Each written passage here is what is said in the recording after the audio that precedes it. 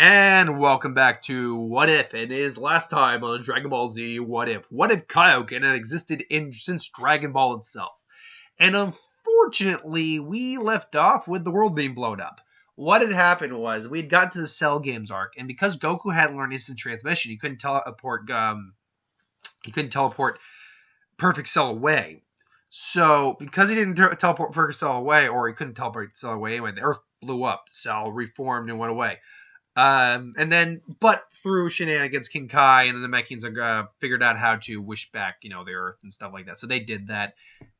Now, in the 7-year time skip, I think actually everyone's been training for Cell to show back up because I think Cell would eventually sense that everyone is still alive again and goes back to Earth. So Cell actually shows back up in the 7-year time span, about midway through. I do believe at that time, too, Goku, Vegeta, and Gohan all have Super Saiyan 2. And when Cell shows back up, they quickly just eradicate his ass.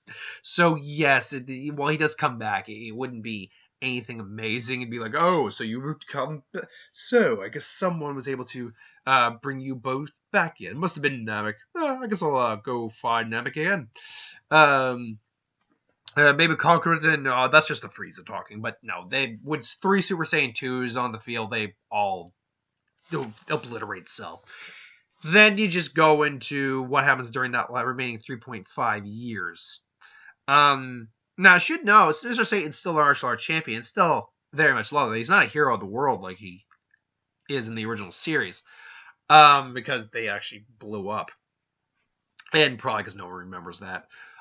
So actually, Gohan probably is much stronger in this version than he is normally. I'd even say if his power would have been, roughly speaking, 6 billion or 5 billion at Super Saiyan 2, and I'm estimating probably like 7. Goku's probably more like closer to 10, though, if not 10, and Vegeta is probably close to 10 as well, though a little weaker than Goku. Say 10 and 9, and then Gohan's around maybe 8. And the reason for that is Gohan had to train with Goku for preparing for when Cell came back, and Chi-Chi had to agree with that because of what happened last time. So after they defeated Cell, Gohan would still probably keep up his training enough that Goku, he would keep up his training enough that like just keeping in shape because Goku's there. Goten would be training as well. Him and Trunks would both be relatively equal, though Goten I think actually would be a little stronger because Goku's there. Gohan goes back to studies, but again, even though he's going to study and not focusing too much on training, he never loses strength, so he remains pretty consistent. So then we cut to pretty much the world martial. I mean, the same man thing happens. Videl is curious about Gohan and all that stuff, and it goes from there pretty much. I have no idea what that is. So you cut to the martial arts tournament. It's all about the same, honestly. Yeah, except Krillin easily handles that character. I can't remember his name. He's married to 18. They have a kid.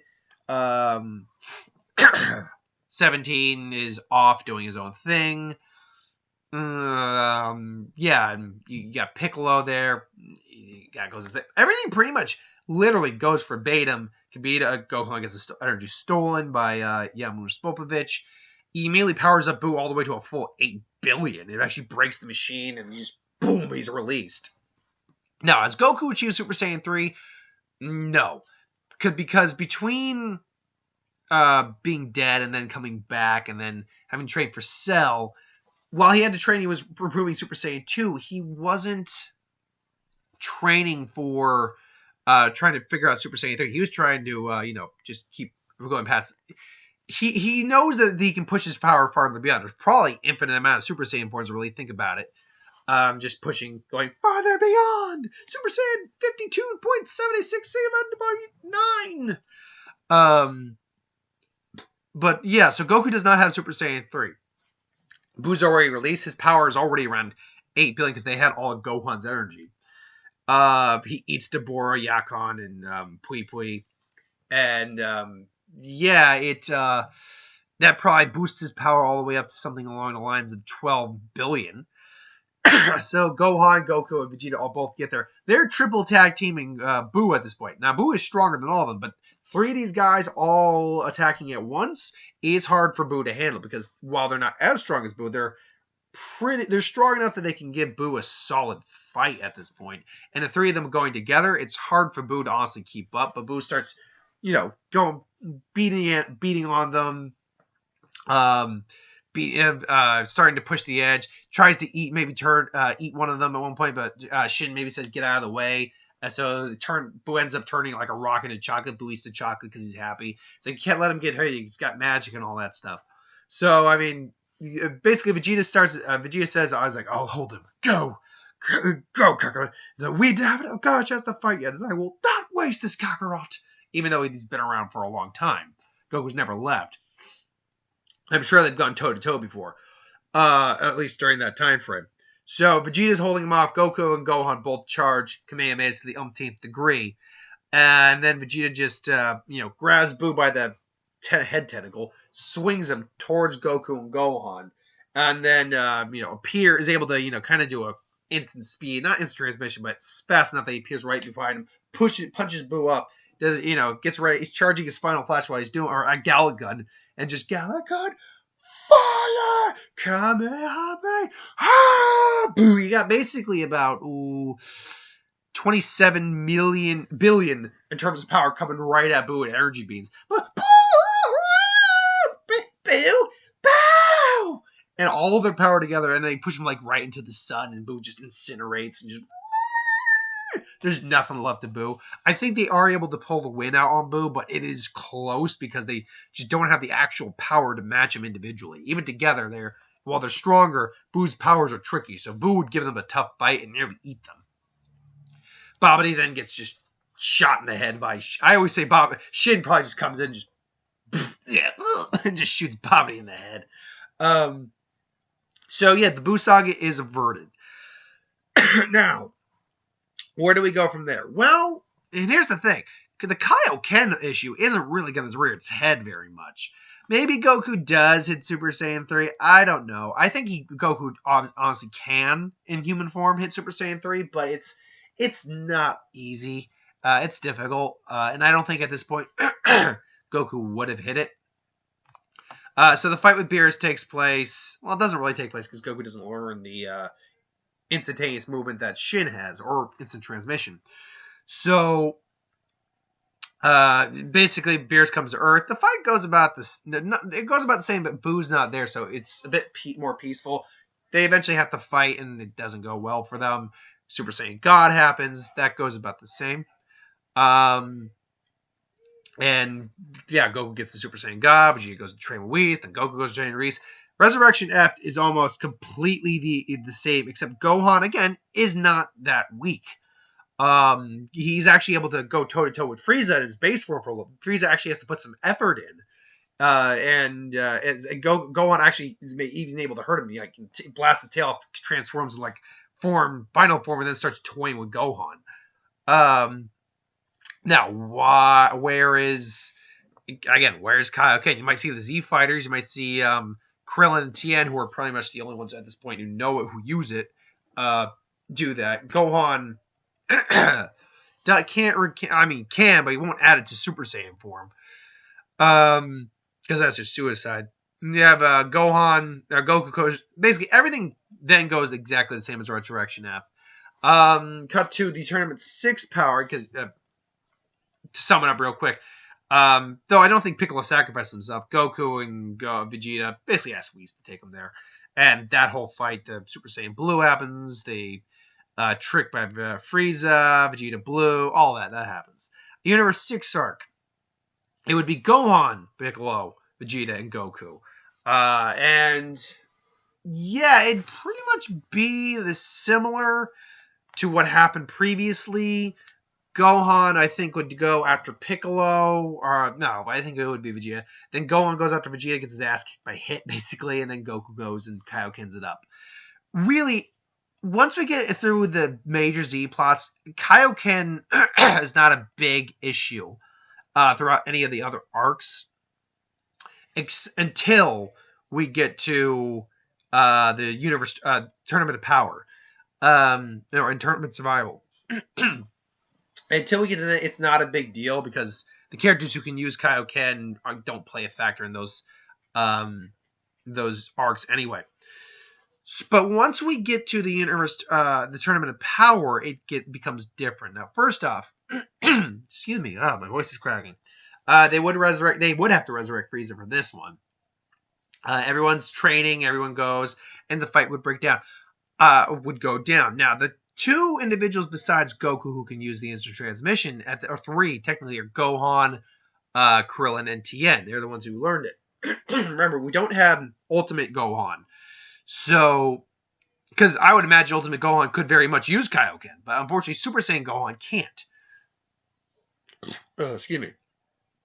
It's just because of the nature of their powers. But I do believe that... not liking that feeling in my jaw there. Sorry, it's not like it hurts. It's that feeling you get when something might be coming back up your throat. And I don't feel queasy at all either, so that's the thing. That feels a little weird. Might just because I'm talking. I still got the post-nasal drip, so it sounds like I got a cold, which I kind of do. Basically, Krillin, I think Krillin lasts a little longer. Really, the only reason Krillin got knocked out as early as he did because he got distracted. I think Krillin, though, would be knocking out individuals a bit quicker, like that the wolf and the blind fox. I think he knocks them out quicker, and therefore he's not caught off guard as quickly by Frost. I think 18 actually is able to give him a warning, and even when Frost does hit him and tries to knock him off, Krillin immediately pumps up the Kaioken and just blasts himself back in, and then says, "Ooh, that was close." And then he actually charges at Frost with a Kaioken on, and actually starts going toe-to-toe with Frost, who is easily stronger than Krillin. Let's not mince words on that. But it actually surprises Krillin. Then 18 comes, and they have to target Frost, but Frost gets away. So Krillin will last a bit longer, and I think he does aid in a quicker defeat of Universe maybe 10. I think also he would actually be around to aid Roshi, a student master fight, in knocking out a couple extra members of Universe 4. So I think Universe 4 goes out quicker. Tien, unfortunately, just doesn't contribute anything extra. So Tien actually I think would be the first one out. Roshi then goes, and I think Krillin would go next, but I think he's the one who ends up taking maybe like the last member of Universe 4, sorry. I heard my dad talking. Universe 4, like maybe he's the one who actually grabs the bug at the last minute. It's like, you're coming with me! And then, goes down. So they would all get knocked out, but it goes in a different order and takes longer, and they actually take a couple extra universes with them.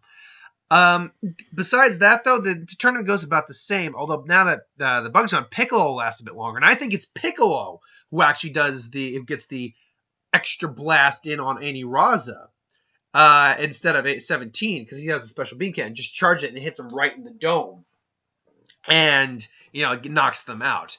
But I think that comes at a price where maybe Piccolo ends up getting knocked out. So when you break it down, it'll be 18, and then 18 would get knocked out. So it's still the group that you have at the end there, but Piccolo I think is the one who knocks them out. So so I think everything else plays out exactly the same. The Gohan and Frieza Dispo fight though is a little bit more one-sided on Dispo's part, just because Gohan's not as strong. But everything else I think plays out roughly speaking the same. Goku goes Ultra Instinct. You get that great fight for Goku and Frieza in 17 versus Jiren. Fantastic fight. So overall finishing ending for the series there, but or at least for Dragon Ball Super at that point.